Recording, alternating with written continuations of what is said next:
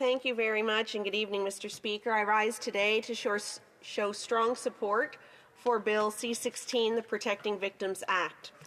This legislation represents one of the most significant updates to Canada's criminal justice system in generations. It reflects a clear understanding that our laws must evolve to meet the realities that Canadians are facing today. Realities that include rising intimate partner violence cases, online exploitation, coercive control, gender-based violence, and growing concerns about public confidence in the justice system.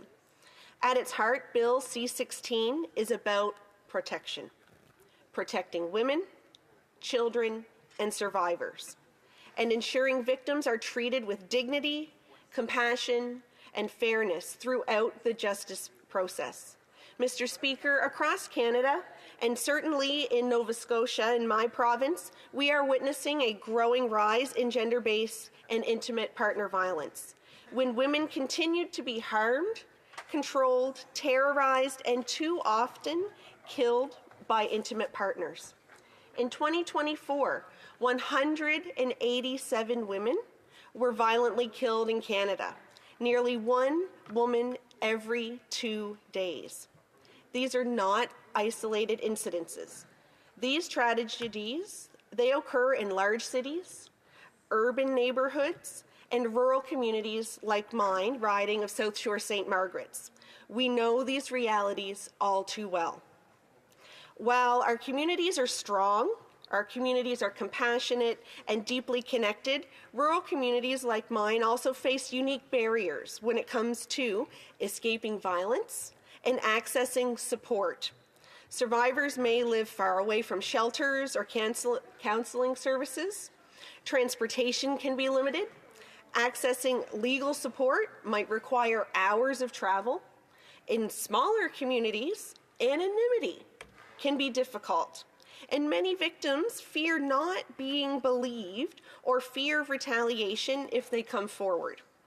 I've had conversations with frontline organizations in my riding, advocates, survivors, service providers throughout South Shore St. Margaret's, where we've made one thing abundantly clear. Our systems must do more to protect victims before violence escalates. And this is exactly what Bill C-16 seeks to do. Hear, hear.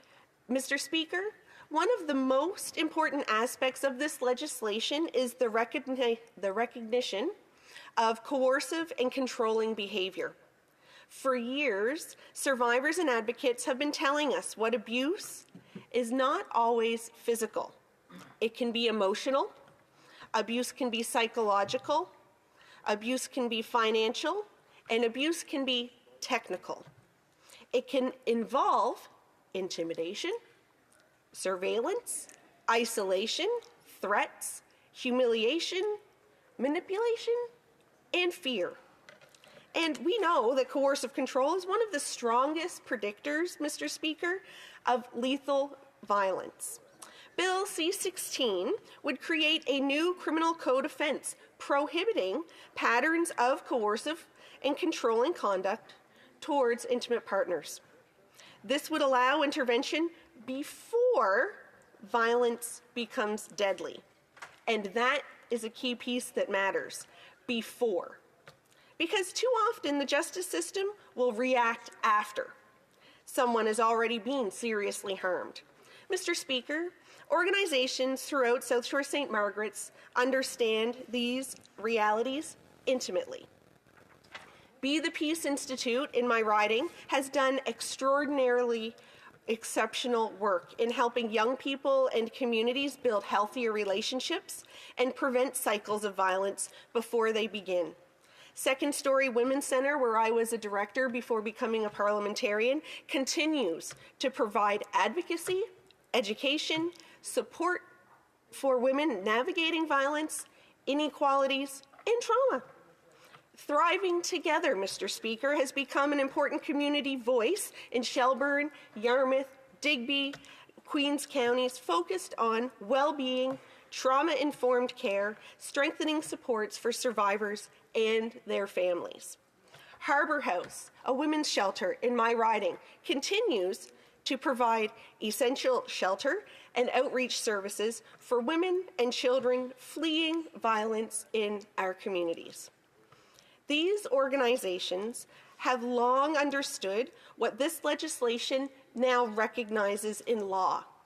Violence is only physical, and intervention must happen earlier.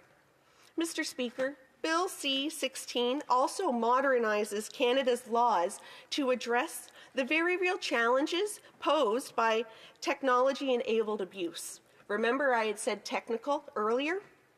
Predators are increasingly using online platforms to exploit women and children. Deepfakes, and when we talk about deepfakes, before becoming a parliamentarian, I was a teacher, educator, and principal, so you can think about some of the cases that I've had to deal with and talk to parents and survivors about. Deepfake technology is being weaponized to create non-consensual sexual images.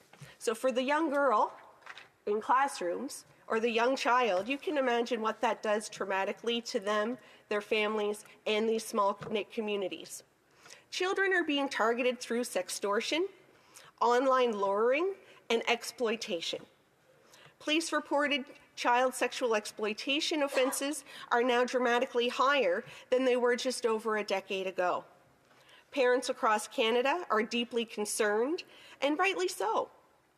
Bill C-16 responds by strengthening these protections against child exploitation, expanding offenses related to online luring and sextortion, criminalizing sexual deepfakes, reinforcing some of these mandatory penalties for serious child sexual offenses.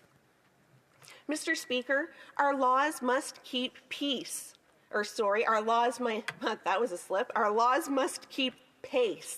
with technological predators, those that they are using. Mr. Speaker, another critical pillar within this legislation is strengthening victims' rights. Too many victims continue to be re-traumatized by the justice system. They feel uninformed, they feel ignored, they feel excluded, or they're treated as though they're simply just witnesses to their own trauma, rather than people deserving dignity and respect. Bill C-16 strengthens the Canadian Victims' Bill of Rights by affirming victims' rights to be treated with respect, with courtesy, with compassion, and with fairness, Mr. Speaker. It ensures victims receive information proactively. It would strengthen access to testimonial aids, and it would recognize victims' interests in a timely resolution of proceedings.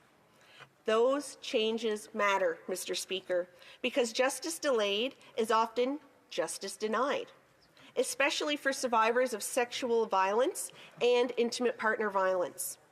Mr. Speaker, many Canadians have watched serious criminal cases collapse due to court delays.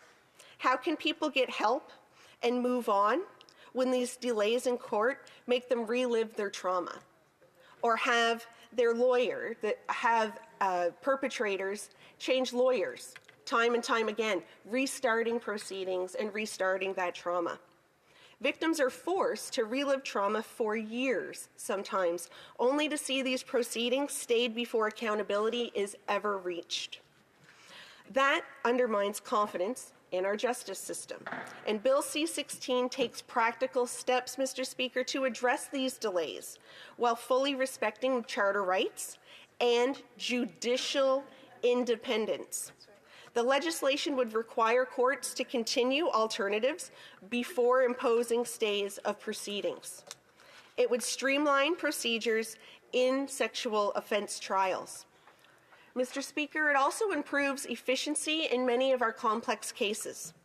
It helps ensure serious offenses are heard on their merits rather than collapsing because of these procedural delays, Mr. Speaker. This is about balancing fairness with accountability, which is something that I know that our government stands for.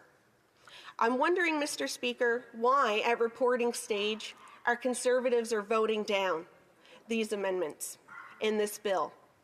The Justice Committee heard from dozens of witnesses and reviewed more than 100 amendments. We heard from survivors, advocates, and thank you, Mr. Speaker,